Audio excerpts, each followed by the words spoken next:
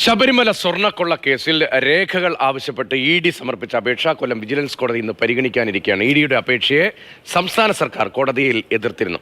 രേഖകൾ ഇ.ഡിക്ക് നൽകാനാവില്ല എന്ന നിലപാടിലാണ് സർക്കാരുള്ളത്. കണ്ണൻ നായർ വിവരങ്ങളുമായി നമുക്കൊപ്പം കൊല്ലത്ത് നേരുന്നുണ്ട്. കണ്ണൻ, എന്തുകൊണ്ടാണ് CPM നേതാക്കൾ രണ്ടുപേർ പ്രമുഖർ ഈ കേസിൽ പെട്ടതുകൊണ്ടാണോ ഇ.ഡിക്ക് രേഖകൾ കൊടുക്കാൻ പാടില്ല എന്നൊരു നിലപാട് സർക്കാർ സ്വീകരിക്കുന്നതോ സാങ്കേതികമായി ഇത് അന്വേഷണത്തെ ബാധിക്കും, മറ്റൊരു ഏജൻസി കൂടി വന്നാൽ എന്നതുകൊണ്ടാണോ?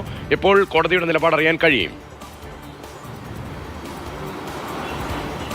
സാങ്കേതികമായി യാതൊരു പ്രശ്നവുമില്ല രതീഷ്. നേരത്തെ പറഞ്ഞതുപോലെ CPM-ന്റെ നേതാക്കന്മാരടക്കമുള്ള ആൾക്കാർ ഈ കേസിൽ പ്രതികളായതുകൊണ്ട് തന്നെയാണ് സർക്കാർ ഈ വിഷയത്തിൽ ഇ.ഡിക്ക് കേസ് കൈമാറേണ്ടതില്ല, ഇ.ഡിക്ക് രേഖകൾ കൈമാറേണ്ടതില്ല എന്നുള്ള തീരുമാനത്തിലേക്ക് എത്തിയിരിക്കുന്നത്. അതായത് ശബരിമല വിഷയത്തിൽ ഇ.ഡി അന്വേഷണം വേണ്ട എന്നുള്ളത് തന്നെയാണ് സംസ്ഥാന സർക്കാരിൻ്റെ നിലപാട്. കഴിഞ്ഞ ദിവസം ഹൈക്കോടതിയാണ് വിചാരണ കോടതിയെ സമീപിച്ച് ഈ രേഖകൾക്ക് വേണ്ടിയുള്ള അപേക്ഷ സമർപ്പിക്കാൻ ഇ.ഡിക്ക് നിർദ്ദേശം നൽകിയത്. അതിൻ്റെ അടിസ്ഥാനത്തിൽ ഇ.ഡി അപേക്ഷ സമർപ്പിച്ചിരുന്നു. രേഖകൾ ഒരു കാരണവശാലും പുറത്തു പോകില്ല, അത് കൃത്യമായി രഹസ്യമായി തന്നെ സൂക്ഷിച്ചുകൊള്ളാം എന്നുള്ളതായിരുന്നു ഇ.ഡിയുടെ നിലപാട്. മാധ്യമങ്ങൾക്കടക്കം ഈ FIR അടക്കമുള്ള കാര്യങ്ങൾ നൽകില്ല എന്നുള്ള ഒരു ഉറപ്പ് കൂടി രേഖാമൂലം ഇ.ഡി നൽകിയിരുന്നു. എന്നാൽ അത് ആ കാര്യങ്ങളൊന്നും തന്നെ നൽകാനാകില്ല, FIR അടക്കമുള്ള രേഖകൾ നൽകാനാകില്ല എന്നുള്ളതായിരുന്നു സംസ്ഥാന സർക്കാരിൻ്റെ പ്രോസിക്യൂഷൻ്റെ നിലപാടും. ഈ നിലപാട് രേഖാമൂലം നൽകാൻ അവസരം നൽകണമെന്ന് കൂടി പ്രോസിക്യൂഷൻ അന്ന് ആവശ്യപ്പെട്ടിരുന്നു. അതിൻ്റെ അടിസ്ഥാനത്തിലാണ് 10-ാം തീയതി കേസ് വീണ്ടും പരിഗണിക്കാൻ തീരുമാനിച്ചത്. ഇന്ന് സംസ്ഥാന സർക്കാർ രേഖാമൂലം ഇത്തരത്തിൽ രേഖകൾ നൽകാൻ സാധിക്കില്ല എന്നുള്ള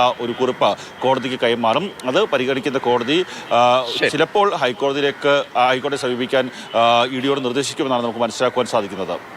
ശരി, ഇ.ഡി ഈ വിഷയത്തിലെ രേഖകൾ ആവശ്യപ്പെട്ട് അതിൻ്റെ തുടർ നടപടിയുടെ ഭാഗമായാണ് കോടതിയിലേക്ക് വന്നത്. അക്കാര്യത്തിലാണ് സംസ്ഥാന സർക്കാർ ഇപ്പോൾ എതിർപ്പുമായി രംഗത്തുള്ളത്. കോടതിയുടെ തീർപ്പ് അല്പസമയത്തിനകം അറിയാൻ കഴിയും. കേസിന് മേൽ രാഷ്ട്രീയമുണ്ട് എന്നത് എല്ലാവർക്കും അറിയാം. ആ നിലപാട്, സർക്കാരിൻ്റെ നിലപാട് കൂടി കോടതിയിൽ പ്രകടമാവുകയും ചെയ്യുകയാണ്.